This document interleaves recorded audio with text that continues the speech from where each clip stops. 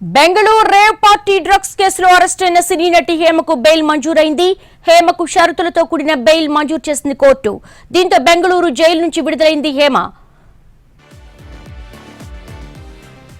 Bengaluru jail నుంచి విడుదలైంది సినీ నటి హేమ. డ్రగ్స్ కేసులో ఈమెను అరెస్ట్ చేశారు. సినీ నటి హేమకు బెయిల్ మంజూరైంది. హేమకు షరతులతో కూడినటువంటి బెయిల్ ను మంజూరు చేసింది కోర్టు. దీంతో ఆమె బెంగళూరు జైలు నుంచి విడుదలైంది. రేవ్ పార్టీలో డ్రగ్స్ కేసుకు సంబంధించి ఆరోపణలు ఎదుర్కొంటూ హేమను అరెస్ట్ చేశారు. ఆ తర్వాత ఆమెకు షరతులతో కూడిన బెయిల్ మంజూరు చేశారు.